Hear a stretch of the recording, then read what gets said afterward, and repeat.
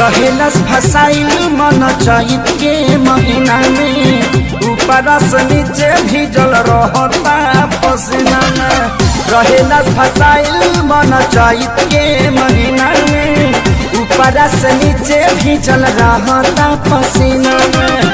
गरमी से देह पूरा झूलल रहता, गरमी से देह पूरा झूलल रहता। सूती कास के सवेरे साड़ी खुलल रहता, सूती कास के सवेरे सड़िया खुलल रहता।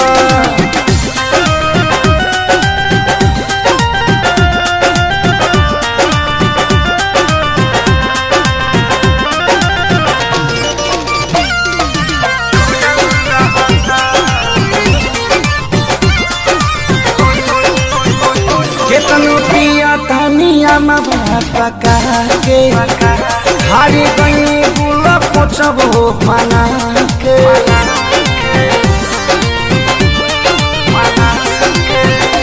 केतनो पिया तानिया पका के हारी गई गुल पोछबो बना के। रहे कुछ न याद सब भूलल रहता, रहे कुछ न याद सब भूलल रहता। सूती कास के सवेरे साड़ी खुलल रहता, सूती कास के सवेरे सड़िया खुलल रहता।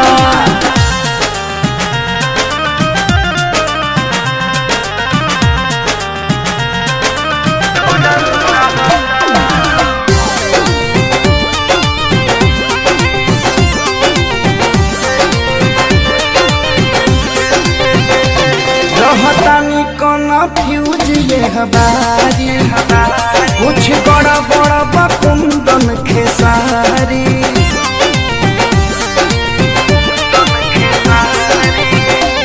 रहतानी कन्फ्यूज ये हमारी, कुछ बड़ी बड़ी बकुंदन खेसारी। हमारा से सोनू मिलल जुलल रहता, हमारा से सोनू मिलल जुलल रहता। सूती कास के सवेरे साड़ी खुलल रहता, सूती कास के सवेरे सड़िया खुलल रहता। रहेला फसाइल मन चैत के महीना में ऊपर से नीचे भीजल रहता पसीना में।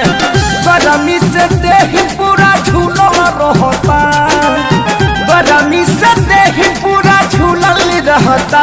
सूती कास के सवेरे साड़ी खुलल रहता, सूती कास के सवेरे सड़िया खुलल रहता।